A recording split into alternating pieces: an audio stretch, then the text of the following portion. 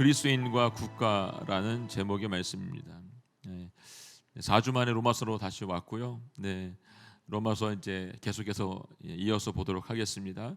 로마서 앞부분 우리가 함께 볼 때 1장부터 11장까지는 교리적인 부분을 함께 나눴고요. 뒷부분이 이제 12장부터 16장까지 말씀인데 거기에 이제 구원받은 성도들이 어떻게 살아야 되는가에 대한 이야기들이 있죠. 지난 4주 전에 12장 말씀을 잠깐 나눴습니다. 오늘은 13장 말씀, 이 첫 부분인 국가에 대한 그리스도인의 태도가 어떻게 되는지에 대해서 알려주고 있습니다.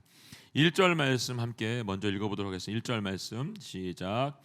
각 사람은 위에 있는 권세들에 복종하여 무슨 권세든 하나님께로부터 오지 않은 것이 없고 이미 있는 권세는 다 하나님께서 세우신 것입니다. 아멘.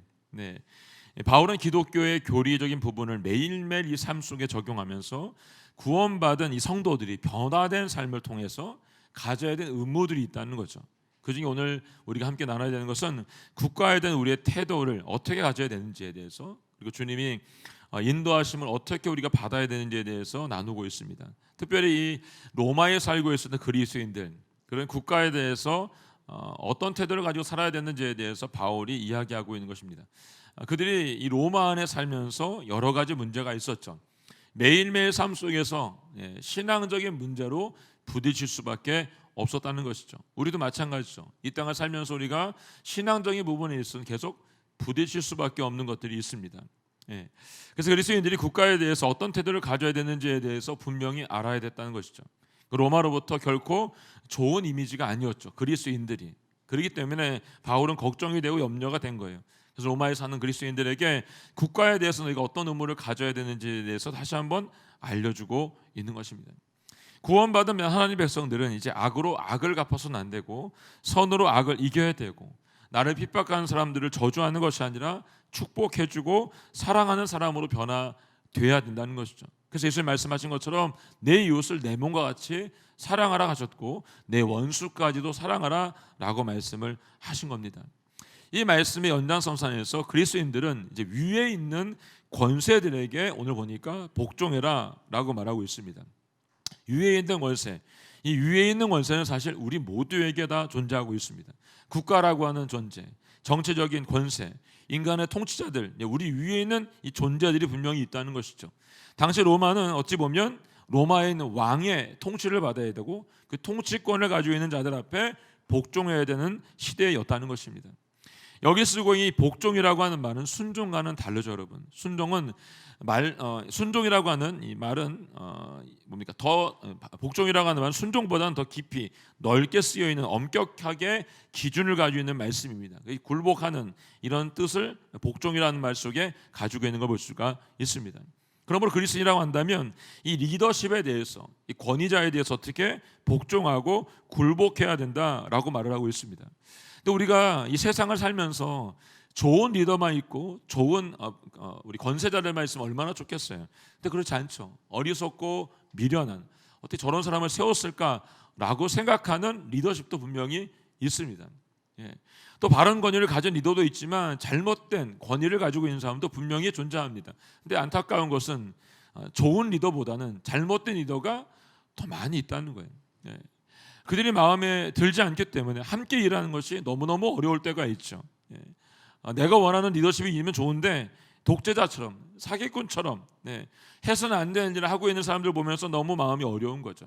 그럼 하루에도 수십 번, 수백 번, 수천 번씩 갈등하고 떠나고 싶다, 이런 마음을 가질 때가 참 많이 있게 되는 겁니다. 지난 시간 12장에서 말씀을 통해서 보였던 것처럼 내가 좋아하는 사람만 만나고 내가 사랑하는 사람만 만나는 관계는 진정한 그리스도인의 모습이 아니라는 거죠. 내가 싫어도 원수 같아도 주님이 말씀하신 것처럼 내가 그들을 사랑하고 품어줄 때 진정한 주님이 원하시는 삶을 내가 살아낼 수 있다는 거죠. 그래서 말씀하셨어요. 오른뺨을 치면 왼뺨을 돌려대고, 누군가 오리를 가져가면 심리를 억지로라도 가는, 누군가 거둘달라면 속옷을 내어줄 수 있는 이런 삶을 살라고 말했죠. 제가 그때도 말씀드렸잖아요. 내게 똑같은 게 두 개가 있으면 어떡하라고요? 하나는 나누는 삶을 사시라고 말씀을 드렸어요, 여러분. 여전히 우리는 부족하죠. 죄인이죠. 그럼에도 불구하고 이 말씀에 순종해서 갈 수만 있다고 한다면, 내가 한 걸음만 주의 말씀에 순종하여 내딜 수 있다고 한다면 엄청난 일들이 분명히 벌어질 수가 있습니다. 안 하기 때문에 문제죠. 베드로전서 2장 18절 말씀에 베드로도 이렇게 말하고 있죠. 함께 읽어볼까요? 시작. 종들이여 여러분은 모든 일에 두려워함으로 주인에게 복종하십시오.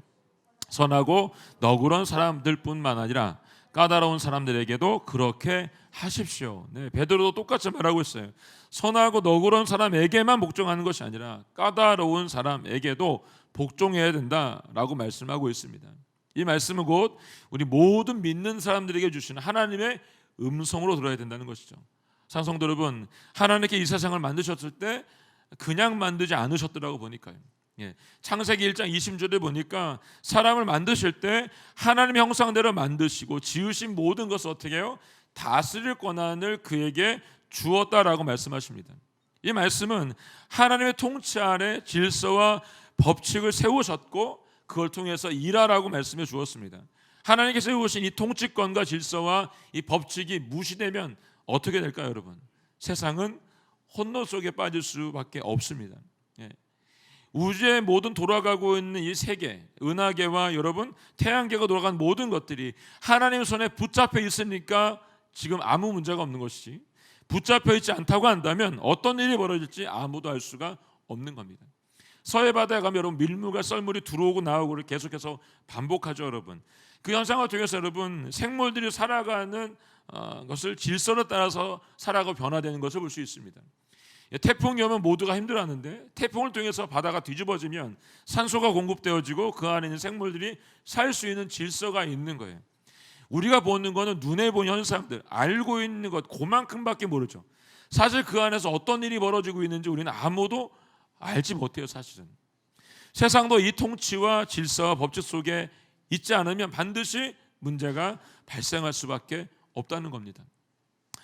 제가 상해에 있을 때하고 동일에 있을 때 이 두 개를 한번 비교해 봤어요. 굉장히 많이 달라요. 정말 많이 다릅니다. 똑같은 사회주의 국가이고 하지만 정말 다릅니다. 뭐가 좋은 예가 될까 생각해 보다가 횡단보도를 생각해 봤어요.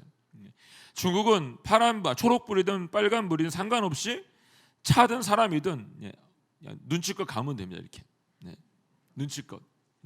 나중에 보니까 그 안에도 나름대로 질서가 있어요. 무질서죠, 여러분. 그러니까 계속 잼이 걸리고 이제 문제가 되는 거예요, 여러분.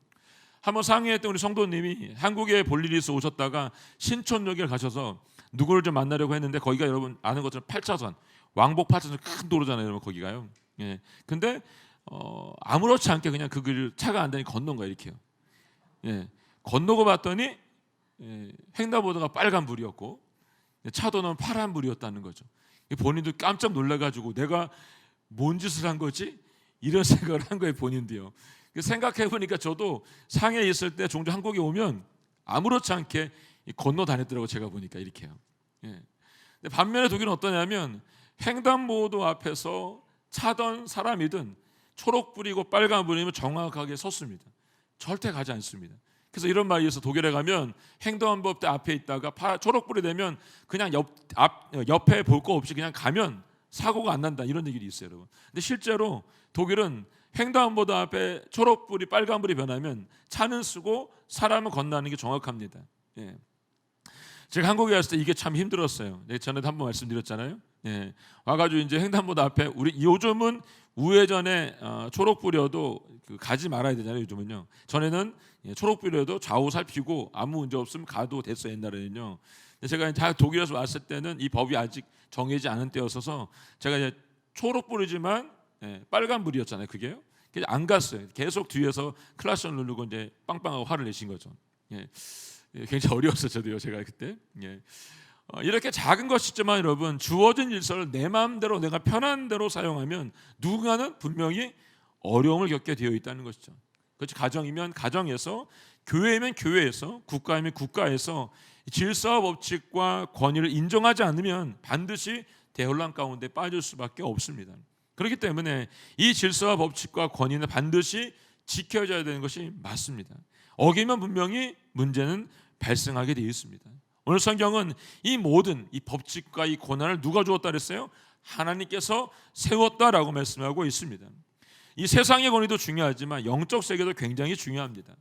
하나님에 대한 절대 권위와 질서, 성경에 대한 절대 권위와 질서가 무너지게 되면 우리의 신앙은 송두리째 무너질 수밖에 없습니다. 성경에도 좋은 예가 있어요. 사사기의 말씀이죠. 사사기 2장 10절에 보게 되면 여호와를 모르고 여호와께서 이스라엘에 행하신 것을 전혀 모르는 다른 세대는 왕이 없어서 자기의 소견에 옳은 대로 살았던 시대다라고 말하고 있습니다. 자기의 소견에 옳은 대로 사는 시대. 그 시대는 영적 세계가 무너졌기 때문에 비참하게 살았다는 것을 우리가 사사기 안에 있는 내용을 통해서 알 수가 있습니다. 그래서 사람들은 지금 우리가 살고 있는 이 시대를 사사시대와 같다라고 말씀하시는 분들이 있습니다. 이 땅에 아까 우리 기도했던 것처럼 하나님이 주신 복을 누리게 되었습니다. 전쟁의 폐허에서 이렇게 빨리 경제 성장한 나라가 아무 나라도 없잖아요, 여러분. 우리나라를 닮고 싶은 주변에 있는 나라들이 굉장히 많이 있죠, 여러분. 이 복으로 넘쳐나는데 안타까운 건 우리의 다음 세대 아이들은 점점 하나님을 잃어버리고 예배를 잃어버리고 자신들의 안위와 안락함을 추구하고 산다는 거예요. 마치 사다시대에 살고 있는 아이들처럼 자신을 왕으로 삼고 왕으로 생각하는 사대와 같기 때문에 이 시대를 사사시대와 같다라고 말하고 있는 겁니다. 세상은 진리가 없다고 말하고 믿는 사람들에게 적당히 좀 하라고 말합니다. 구원이 왜 예수를 믿어야만 가능하냐고도 얘기합니다. 여러분, 성경의 권위가 바닥을 때 세상은 전쟁으로 뒤집었습니다. 성경의 권위가 여러분 부정이 됐을 때 세상이 이 책 한 권으로 이 성경책을 주장했을 때 사람들의 도덕성이 무너졌던 것을 볼 수가 있습니다. 지금 이 일이 일어나고 있죠, 여러분. 지난 새벽 기도 때 담임 목사님 말씀하신 것처럼 미국에도 여러분 더 이상 예수님의 이름으로 기도하지 못한다고 했어요. 예수님의 이름으로 마호메트 이름, 모하메드 이름으로 이렇게 기도한다고 얘기하잖아요, 여러분. 이게 얼마나 웃긴 얘기예요, 여러분. 예수님 믿는 사람들이 여러분 예수님 믿는다고 말할 수 없는 세상이 되어버렸다는 거, 여러분. 이 일이 미국에만 일어나는 게 아니고 여러분 전 세계적으로 지금 일어나고 있는 현상입니다, 여러분. 제가 있었던 중국은 지금 성경책을 새로운 성경책을 만들고 있습니다. 우리가 들고 있는 성경책 말고 그들이 만드는 성경책을 만들고 있다는 거죠, 여러분. 독일도 여러분 기독교 국가죠. 학교에 종교 수업이 있어요. 종교 수업 시간에 목사님이 천국이 없다고 아이들에게 가르치고 있습니다. 현실입니다, 여러분. 더 이상 진리를 진리라고 말할 수 없는 세상이 되어가고 있다는 거죠. 믿는 우리가 정신을 차리고 이 진리의 말씀을 전하지 않으면 복음은 멈출 수밖에 없습니다. 성경의 권위가 높아져야 사회가 안정이 되고 편안하게 살 수가 있습니다. 하나님을 예배하고 그분의 통치 안에 살아야 진정한 평안이 무엇인지를 맛볼 수 있습니다. 그러나 하나님을 떠나면 하나님 더 이상 그들과 함께 할 수 있는 게 아니죠. 그래서 하나님께 어떻게 하시죠? 그들이 돌아오게 하기 위해서 반드시 시험을 주시고 고난을 주시고 역경을 주신다는 겁니다. 하나님께서는 가정에도 이 권위와 질서를 주셨습니다. 가정이 언제 평안할까요, 여러분? 가정이. 성경에 보니까 부모와 자녀의 관계 속에서는 자녀들에게 부모에게 순종하라고 가르치고 있습니다. 부부관계에서는 아내들에게 남편에게 복종하라고 가르치고 있습니다. 종과 상전과의 관계 속에서는 상전들에게 복종하라라고 계속해서 이 말씀을 가르쳐주고 있는 걸 볼 수가 있습니다. 예수 그리스도께서 교회의 머리가 되신 것처럼 남편이 가정의 머리가 되어야 된다는 것이죠. 하나님께서 남편을 가정의 머리로 삼으셨기 때문에 그래요. 이 문제를 가지고 남녀평등의 문제라고 여러분 오해하지는 마세요. 그러므로 남편이 존경받을 만한 일을 하지 못했을지라도 하나님이 주신 권위를 인정해 주라는 것입니다. 여러분의 남편을 영적 제사장으로 만드시면 여러분의 가정은 바르게 설 줄로 믿습니다. 근데 죄인인 우리들은 어때요, 여러분? 누군가 내 위에 서는 걸 참지 못하는 거죠. 내 위에 누가 누르는 것을 불편합니다. 그래서 어떻게 하죠? 이 문제가 커지게 되고 대들게 되고 싸우고 헐뜯게 되는 것들을 볼 수 있습니다. 이런 일이 여러분 가정에서 일어나고 교회에서 일어나고 나라에서 일어나면 어떤 일이 벌어질까요? 망하게 되는 거죠, 여러분. 하나님이 세우신 권위와 질서를 바로 세울 수 있는 저와 여러분이 될 수 있기를 주님으로 축복합니다. 2절 말씀 함께 읽겠습니다. 2절 말씀 시작. 따라서 권세에 대항하는 사람은 하나님의 명을 거역하는 것이니 거역한 사람들은 심판을 자초할 것입니다. 아멘. 바울은 지금 복종을 이야기한 다음에 이 명을 거역한 사람들에 대해서 경고하고 있습니다. 이전에 왕이 있던 우리 조선시대 같으면 이 국가에 대해서 거역하면 뭐죠, 여러분? 반역입니다. 반역. 참수죠, 여러분. 오늘 말씀은 권세에 대항하는 사람은 하나님의 명을 거역하는 것이고 이 거역한 사람들 하나님의 심판을 자초한 사람들이라고 말하고 있습니다. 이 목회를 하면서 만났던 사람들과 이 상담을 통해서 알게 됐던 사람들 통해서 제가 알게 된 게 있어요. 뭐냐면 한 번 이 권위에 대해서 도전해 본 사람들, 권위에 대해서 무시하고 해서 그것을 결과물로 얻어낸 사람들, 그 사람들은 다시 자신의 마음에 들지 않는 권위가 나타나면 어떻게 할까요? 또다시 무시하고 또다시 거역하게 되어 있습니다. 이게 참 웃기더라고 보니까요. 이게 좋은 예가 있어요. 우리 아이들이죠. 어린아이들. 우리 이 꼬맹이들 아이들 키울 때 여러분들 아이들에게 엄마한테 거역해도 돼 이렇게 가르치신 분 있어요? 아무도 없잖아요, 여러분. 부모한테 거역하고 저 어른한테 거역해도 돼 이렇게 가르치면 아무도 없어요, 여러분. 근데 여러분 우리 태도를 보세요. 우리가 아이들과 만났던 태도를 보면 우리가 그렇게 가르쳤다는 걸 여러분 알 수 있어요. 아이들은 여러분 부모의 말에 거역하고 싶은 마음이 다 있어요. 죄인이기 때문에. 우리는 안 그랬나요? 우리도 그랬어요, 여러분. 우리의 마음에도 어렸을 때 부모에 대한 마음을 거역하고 마시면 다 있었어요, 여러분. 그래서 안 된다고 하면 안 되는 거죠. 어떻게 해요? 부모가 안 되는 거니까 안 된다고 말하겠죠. 근데 그걸 어떻게 해요? 이기고 싶으니까 어떻게 합니까, 여러분? 소리를 지르죠, 여러분. 때를 쓰죠, 악을 쓰죠. 그게 안 되면 어떻게 해요? 머리를 바닥에 막 박죠, 여러분. 애들이 막 얻어내려고, 여러분. 여러분 어떻게 하셨어요? 그러면 머리까지 막 박으면 아이가 걱정이 되니까 다칠까 봐 그래 내가 다 해줄게 알았어 그래. 이렇게 말하세요? 절대 그러시면 안 됐어요, 여러분. 그러셨죠? 지금까지. 손자 손녀 키울 땐 그렇게 하지 마세요. 이렇게 부모님을 한번 이겨보면 어떨까요, 여러분? 이렇게 하니까 통하네? 이게 몸에 뱄니다. 그래서 반복해서 합니다, 그걸 여러분. 저희 집에 그 독일에서 제가 결혼식 했던 우리 그 형제가 있는데 아이들이 주일마다 가끔 와요. 그 집에 이제 4살짜리 애가 둘이 있는데 4살짜리 애가 이제 오는데 그 녀석이 와서 뭔가 하다가 이제 안 되는 걸 했어요. 근데 엄마한테 때렸으니까 제가 이제 이따가 엄마 말 들어야지 이렇게 말을 했더니 그 녀석이 날 딱 때려보더니 엄마 옆에 딱 가서 붙는 거예요. 뭐 했을까요, 여러분?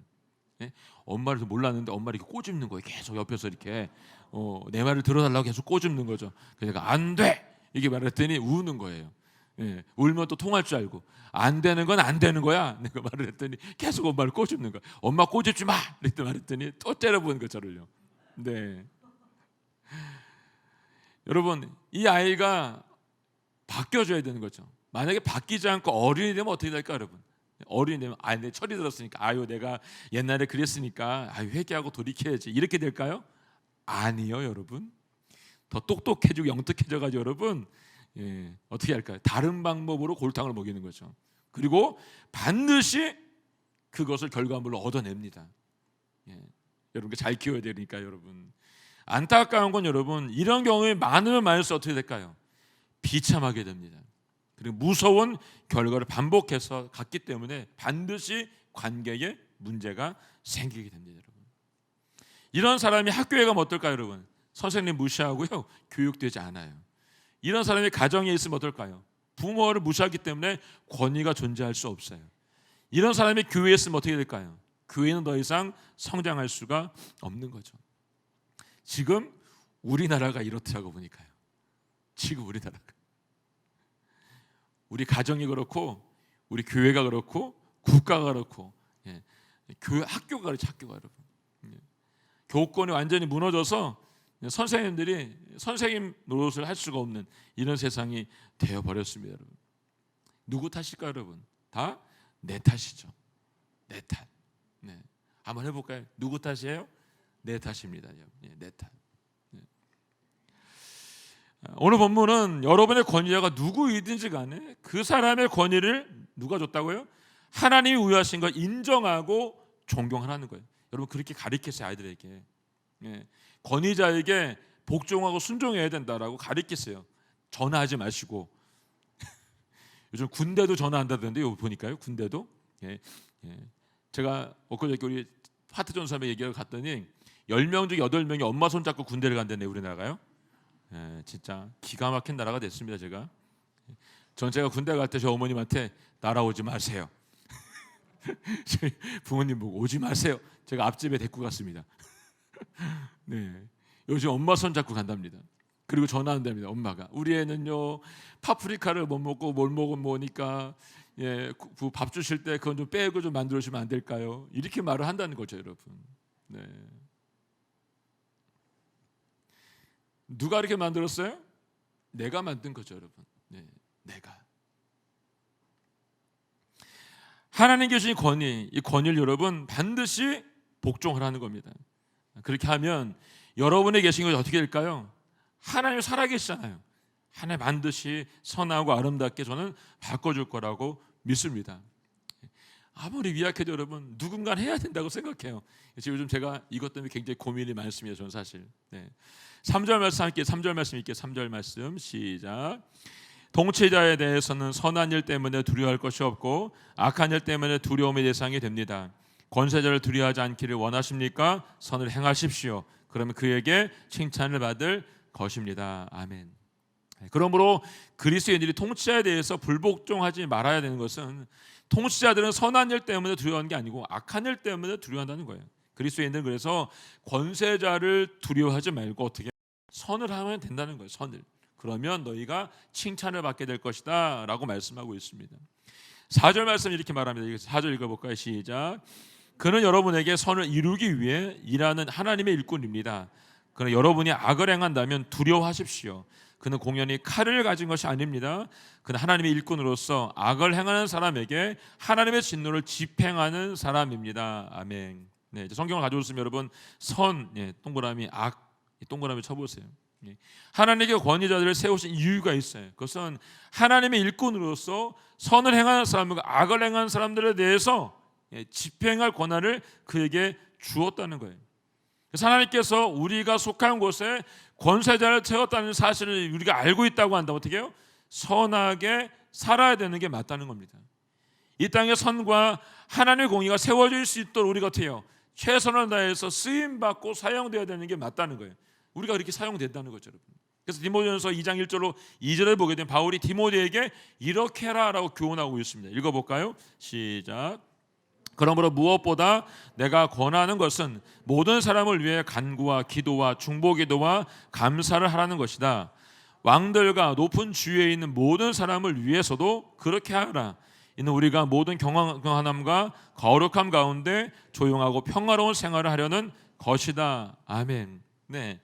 너희가 모든 사람에게 간구하고 기도하고 중보기도하고 감사를 하는 것처럼 너희 왕들과 높은 주의를 가지고 있는 모든 사람들에게도 그렇게 하라라고 말씀하고 있습니다. 우리가 이 땅을 다스리고 있는 권사자들에게 어떻게 해요? 기도하고 중보하고 감사한 일을 하라는 겁니다. 그들을 우리가 지금 보고 있으라는 거죠. 만약 우리가 그들을 향해서 이 권세자들을 향해서 열심히 기도하고 있다고 한다면 우리는 어떤 역할을 하고 있냐면 하나님의 파수꾼 역할을 또한 하고 있는 것입니다. 그들에 대해서 우리가 순종하면서 기도하고 하나님께 내게 부여하신 그 권한으로 또 그들을 파수꾼처럼 바라볼 수 있다는 겁니다. 그래서 우리는 여러분 세상에 대해서 무관심해서는 안 된다는 거예요. 여러분 무관심해서는 열심히 기도하고 복음을 위해서 살아내는 것이 우리가 이 땅에서 해야 되는 일입니다. 이것을 잊지 마시기 바랍니다. 5절 말씀 읽겠습니다. 5절 말씀 시작. 그러므로 복종해야 할 필요가 있으니 진노 때문만이 아니라 양심을 위해서도 복종해야 할 것입니다. 아멘. 네. 국가의 권위에 복종해야 되는 이유, 그 권위가 하나님부터 온 권위이고 이 권위를 거역한 사람은 심판을 자초하는 것이고 권위를 가지고 있는 그 사람이 칼을 가지고 사용할 수 있는 권한이 있기 때문에 우리가 그 권위에 복종해야 된다라고 말을 했습니다. 만약 우리가 국가의 권위에 저항한다면 우리는 하나님께 저항하는 것이 되고 여러분 하나님의 심판을 받을 수밖에 없게 됩니다. 그리스도인은 권위자에 대해 순종하는 일이 하나님을 기쁘시게 하는 것인 일인 것을 믿어야 되는 것이죠. 하나님을 기쁘시게 한 이 일이 어떻게 오늘 보니까 양심에 있는 걸 볼 수 있습니다. 진노 때문이 아니라 양심을 위해서라는 것이죠. 내 안에 쌓아오고 있는 두 마음 중에 선한 마음, 그 마음으로 복종하라고 얘기해주고 있습니다. 억지로 하는 것이 아니라 자발적인 마음으로 너희 안에 선한 하나님이 주신 양심을 가지고 이것을 하라고 말해주고 있는 것이에요. 그래서 바울은 이 양심이 굉장히 중요했던 것 같아요. 다른 성경의 기록자들보다 더 많은 이 양심에 대한 이야기를 썼어요. 보니까 NIV 성경의 양심, 컨시언스라는 단어가 총 29번 나오는데 그중에 4번이 구약에 나오고 25번이 신약에 나와요. 근데 20번이 바울이 말한 서신서에 기록되어 있는 걸 볼 수가 있습니다. 이 양심이라고 하는 말이. 이 양심이라는 말은 두 개 라틴어로 구성되어 있어요. 함께라고 하는 콘과 지식이라고 하는 사이엔티아라고 하는 말로 합성이 되어 있어요. 그 양심은 지식과 함께라는 뜻으로 특별히 사람 행동과 대조해서 사람의 생각이나 내적 동기에 대한 지식과 함께 행동하는 것을 의미해주고 있는 걸 볼 수 있습니다. 한 저자가 양심을 해시계로 비유했더라고 보니까요. 제가 한번 볼게요. 해시계, 그것은 완벽한 시계는 아니지만 태양이 비추는 한 정확합니다. 그러나 해시계를 달빛에 비춰보면 새벽 3시에 정오라고 말할지 모릅니다. 그래서 해시계는 해가 비칠 때만 값어치가 있습니다. 이와 동일하게 양심은 하나님의 말씀으로 조명을 받을 때에만 값어치가 있습니다. 옳은 것을 위하여 일어서고 양심 때문에 옳은 일을 하고 옳은 말을 해야 되는 그런 사람들이 이 시대에 지금 필요하게 됐다는 것을 우리에게 알려주고 있는 것이죠. 만약 여러분들이 이 일을 위해서 싸우기를 원하신다고 한다면 오늘 성경은 말합니다. 성경적으로 해야 된다라고 분명히 가르치고 있습니다. 여러분의 안위와 이익을 위해서 하는 것이 아니라 자신의 이미지를 바꾸기 위해서 일을 하는 것이 아니라고 분명히 말해주고 있습니다. 그래서 요즘 보면 자신의 이익과 안위를 위해서 이 권위를 쓰고 있고 자신의 이미지를 바꾸기 위해서 잘못된 방향으로 이것을 사용하고 있는 사람들을 우리가 보고 있습니다. 안타까운 거죠, 여러분. 6절부터 7절 말씀 함께 보겠습니다. 6절 7절 말씀 시작. 여러분이 조세를 바치는 것도 바로 이 때문입니다. 그들 하나님의 일꾼들로서 바로 이 일에 항상 힘쓰고 있습니다. 여러분은 모든 사람에게 의무를 다하십시오. 조세를 바쳐야 할 사람에게 조세를 바치고 관세를 바쳐야 할 사람에게 관세를 바치고 두려워야 할 사람을 두려워하고 존경해야 할 사람을 존경하십시오. 아멘. 세금을 내는 것을 좋아하는 사람은 아마 이 땅에 아무도 없을 것 같아요. 세금 내는 걸 좋아하는 사람. 기업을 하는 사람도 국세청이나 세무 공무원 만나면 불편합니다, 여러분. 저도 옛날에 직장 다닐 때 이 국세청에 가서 서류 낼 때가 제일 힘들었고 세무서에 있는 계장님들 만날 때가 제일 힘들었던 기억이 있습니다. 세금을 내는 게 되게 어렵죠, 여러분. 오늘 교회 교육자들은 처음부터 저희가 이 교회 올 때부터 세금을 내기 시작했습니다. 한 목사님의 방침이었어요, 그게. 여러분 세금 내는 것을 어려워하지 마시고 이 남해주께 계신 분들은 다 잘 낼 수 있기를 바랍니다. 바울이 세상의 국가의 권위와 그리스도의 책임에 대한 논의를 끝내면서 이것을 결론 내린 거죠. 우리가 마땅히 내야 될 세금을 납부해야 되고 우리가 다스리는 권위를 가진 사람들에게 존경심을 가져라 이렇게 얘기해 줍니다. 본문을 통해서 두 가지 말하고 있는 거예요. 첫 번째가 우리가 납세 의무를 다해야 된다는 것입니다. 예수님도 마태복음 20장 21절에서 바리새인들이 예수님을 시험하기 위해서 가이사에게 세금을 내는 게 옳습니까? 라고 물었잖아요. 그때 예수님 뭐라고 말씀하셨죠?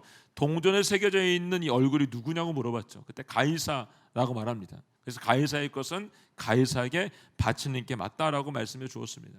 우리가 대한민국에 살고 있는 국민이라고 한다면 이 납세 의무는 반드시 해야 되는 것이 맞습니다, 여러분. 두 번째, 존경받아야 할 사람을 존경하고 두려워할 사람을 두려워해야 된다라고 말하고 있습니다. 오늘 저는 말씀을 마치면서 그리스도인의 국가에 대한 태도를 두 가지로 정리해 보고 싶습니다. 첫 번째는 여러분에게 하나님이 주신 이 권위가 있다고 한다면 작은 것이라고 해도 그 권위가 있다라고 한다면 하나님이 주신 것을 주를 위해서 쓸 수 있기를 바랍니다. 그 작은 권위를 여러분 잘못 사용하면 주변의 사람들이 다치고 반드시 눈물 나게 만드는 것을 볼 때가 있습니다. 제가 97년도에서 캐나다에 DTS 받을 때 만났던 오대원 목사님이 저희들이 그때 가르쳤던 것이 섬김의 리더십을 가르쳐 주셨습니다. 섬김의 리더십. 그때 리더는 소유하는 리더가 아니라 나누는 것이 리더라고 가르쳤습니다. 리더는 올라서고 군림하는 리더가 아니라 사랑과 용서와 섬김과 화해를 위해서 나아간 리더가라고 말씀해 주셨습니다. 그리고 실제로 몸으로 섬겨주셨고 가르쳐 주셨습니다. 제가 한국에 30년 넘도록 그때 사는 동안 한 번도 경험해 보지 못한 리더십이었습니다. 늘 위에서 누르는 리더였지. 제가 경험했던 한 번도 경험하지 못한 그런 진정한 리더십을 그때 만난 거예요.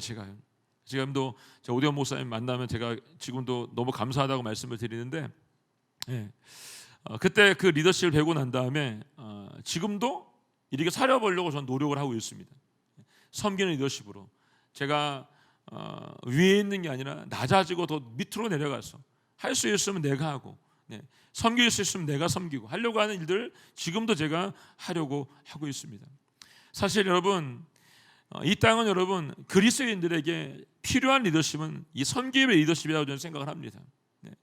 내가 잘났고 내가 알아서 더 많은 것을 한 게 아니라 여러분, 내가 알기 때문에 더 겸손한 태도로 나아가는 게 맞다라고 생각합니다.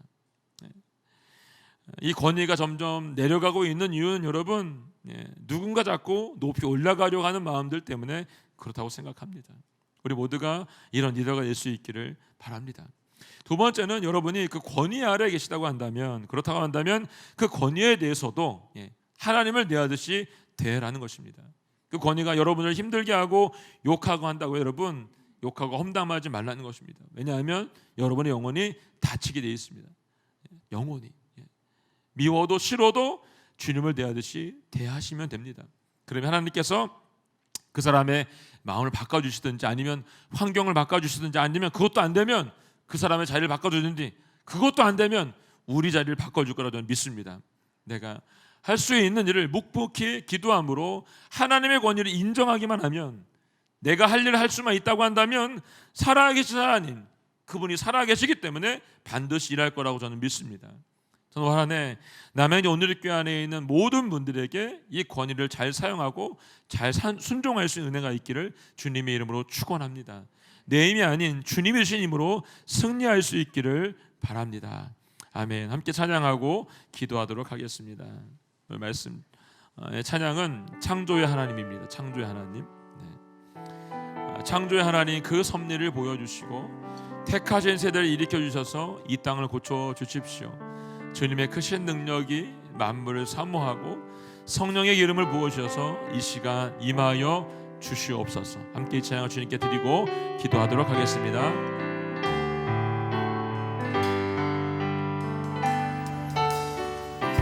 창조의 아버지 그 섭리 보이사 택하신 세대 일으키어 이 땅을 고치소서. 주의 크신 능력 만물이 사모하니 성령의 기름 부어주사 이 시간 임하소서. 주 영광 여기 임하사 열방향의 힘이 비추소서. 주의 얼굴 구할 때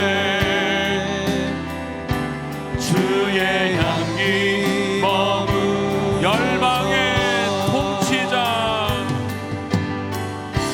열방의 통치자 세상이 보리라. 진실한 주의 약속으로 교회는 승리하리. 우릴 돌아보사 강건케 하소서. 연약한 모두 벗어지고 승리케 하옵소서. 주 영광 여기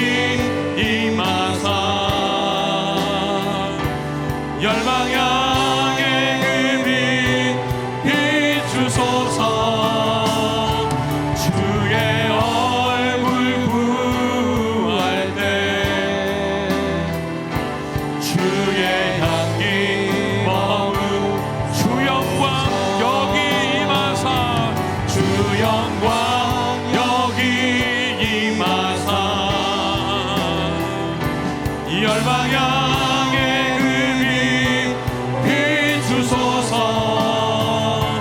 주의 얼굴 구할 때 주의 향기 머무소서. 주 영광 여기 임하사 열방향에 그 빛 비추소서. 주의 얼굴 구할 때 주의 향기 머무소서. 태초부터 우리를 만드시고 그 통치와 권위와 질서를 만드신 하나님 아버지, 그 섭리를 우리 가운데 보여주셨습니다. 택하신 세대를 일으켜 주셔서 이 땅을 회복시켜 주시고 고쳐주시길 간절히 소원합니다. 주님의 얼굴을 구하는 모든 자들에게 주님의 향기가 머물게 하시고 성령의 임재가 머물게 하시고 주님의 뜻이 임하는 역사가 일어나게 하여 주시옵소서. 주님이 세우신 권세 가운데, 주님이 세우신 모든 하나님의 일들 가운데 순복하며 순종하며 복종한 역사가 일어나게 하여 주시옵소서. 주여 한번 고백하며 기도하겠습니다. 주여, 하나님 아버지, 하나님 아버지, 주님의 섭리 가운데 살게 하여 주시옵소서. 이 택하신 세대가 일어나게 하여 주시옵소서. 이 택하신 세대 가운데 성령의 기름을 부어 주시옵소서. 책자의 백성들 가운데 신실하게 그 약속을 일으켜 주시옵소서. 이 땅을 고쳐주시옵고 교회가 살아나게 하여 주시옵소서. 아버지 하나님, 주님의 영광을 바라볼 수 있도록 도와주시며 주님의 향기를 내뱉을 수 있도록 이 세대 가운데 모든 그리스도 가운데 일어나 빛을 발하게 하여 주시옵소서. 복종하게 하시옵소서. 순종하게 하여 주시옵소서. 그 권위 아래, 질서 아래 순복하는 저희 모두 할 수 있도록 도와주시길 원합니다. 이 땅에 무너져 있는 그곳에 주님의 권위가 세워지게 하여 주시옵소서. 무너져 있는 질서 가운데 주님의 질서가 세워지게 하여 주시옵소서. 말씀의 진리가 세워지게 하여 주시옵소서. 주님의 길과 진리 생명되게 말씀해 주옵사오니 아버지 하나님, 이 길, 진리, 생명의 주님께서 이 땅 가운데 무너져 있는 모든 곳에 주님의 권리와 주님의 사랑과 주님의 통치가 임하게 하여 주시옵소서. 오, 주를 찬양합니다. 감사합니다. 도와주시옵소서. 하나님 아버지, 주님의 섭리 가운데 저희를 불러주시고 택하신 세대로 저희를 사용해 주시니 감사합니다.